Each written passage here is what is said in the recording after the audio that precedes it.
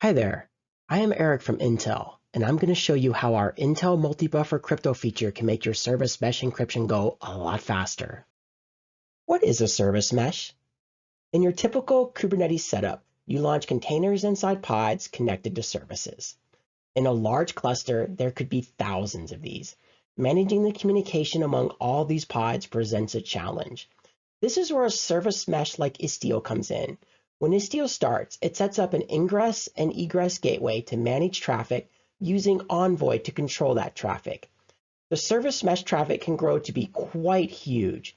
Istio also has its own separate control plane to manage traffic policies and provide observability for each microservice that is running in each pod. When Istio is running, it can automatically or manually interject Envoy as a sidecar container. For security reasons, you'll want to encrypt your service mesh traffic throughout your cluster. This can easily be done by setting the MTLS setting within Istio. However, encryption comes at a cost in both performance and latency. This is where the benefit of Intel's multi-buffer library comes in. It provides crypto acceleration on Intel processors. It is open source and available on GitHub, free for anyone to use, and it has support for many different encryption standards.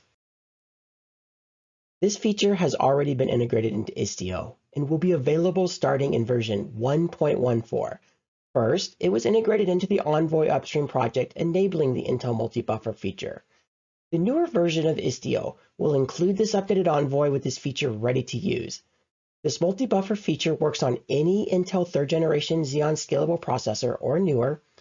Alibaba has already integrated it and made it easy for their customers to use in their Alibaba Service Mesh product. I will be showing you a demo on their cloud later in this video. So how does this work? Well, the magic is in the Intel AVX 512 instruction set. It allows some processor operations to execute 512 bits at a time.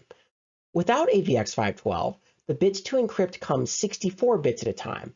This is fast, but with the multi-buffer library integrated into Envoy, the encryption can be processed 512 bits at a time, which is 8 times more calculations in parallel.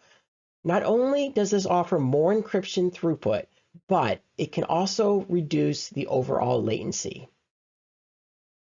Let me show you a demo of how this works. Let's recall the picture of our service mesh. On Alibaba's cloud, I will set up a basic service mesh using their Alibaba Service Mesh product. From another node, I will install a tool called K6, which can be used to generate a lot of simultaneous TLS handshakes. I'm going to do this at the ingress gateway, where most of the service mesh traffic flows through, and see how many requests a second it can handle, as well as how long the requests take.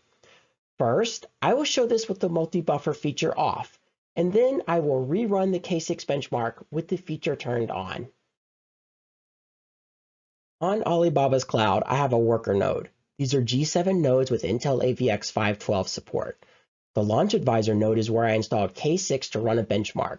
I'm using 4 vCPUs with 16 gigs of memory for running K6, but my worker node is 8 vCPU with 32 gigs of memory, and it's where I installed Istio. So now if I click on my service mesh, if I go to the settings and I scroll to the bottom, you'll notice that the multi-buffer feature is currently turned off. Now on the left side of the screen here, I have a terminal window to my Launch Advisor, which has the K6 benchmark installed. And on the right side of the screen, I have some Grafana charts to measure the total request, the request duration, and to look at the CPU usage.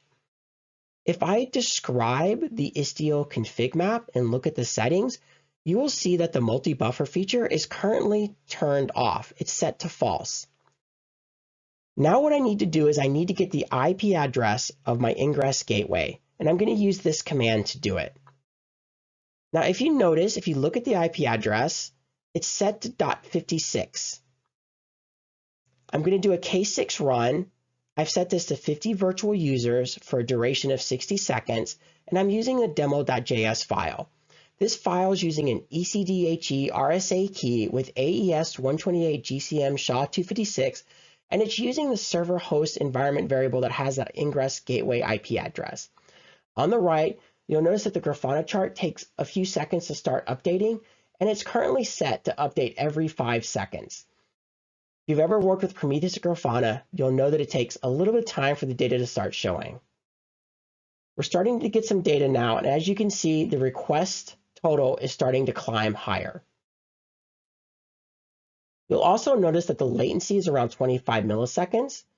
This is the latency that it takes for P99 for 99% of the requests to be processed. You'll also notice the CPU starts to top out at about 2 CPUs. That's because I have a request limit of 2 set. Now that the benchmark is done, you'll notice I have a total of 116,115 requests that were sent. That was with the multi-buffer feature off. Well, let's go back to our service mesh and let's enable it. Now, what this has done is this has updated the config map with the feature enabled, but we need to restart the ingress controller. So let's go to the container service for Kubernetes, and let's click on my demo, and you'll see that I have some jobs and some pods. Let's click on the pods, and you'll see the ingress gateway. We can delete this from the web interface, or we could delete this from the terminal. It takes a little bit of time for it to actually delete. If I go to the terminal, I can look at the ingress gateway and look at the pods, and you'll see that it's still terminating. The other one started up, but until it terminates, let's look at the config map. You'll see the multi-buffer feature is now turned on. Let's go back and check the pods again and see if it's restarted completely or if it's deleted. We can do this with the watch command. It's still terminating. You can also go to the web interface and look from there if you want. Let's do that. Let's refresh the page.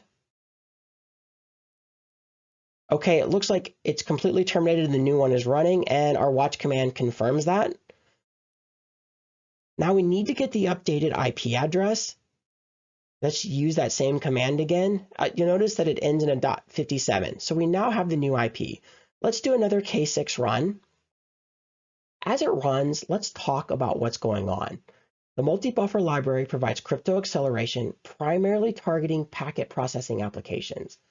This library has some differentiating features like operation chaining, advanced cryptographic pipelining, including a job manager with scheduling and dispatching functions, multi-buffer and function stitching.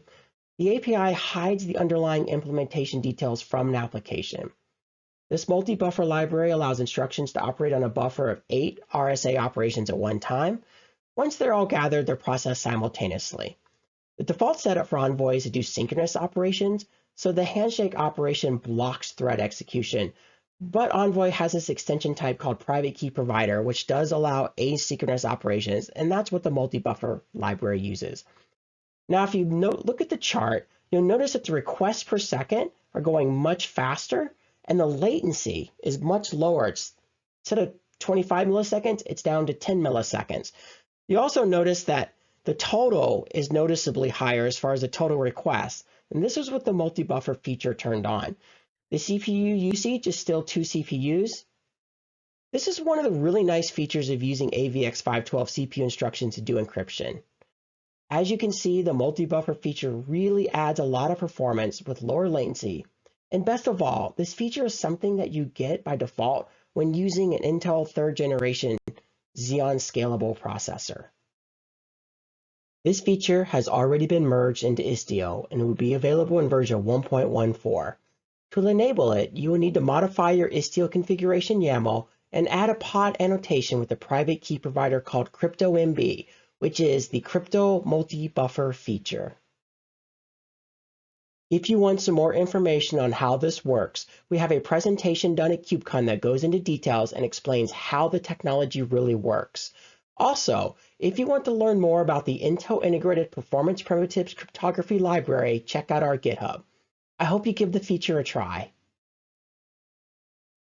For information about our notices and disclaimers, scan the QR code.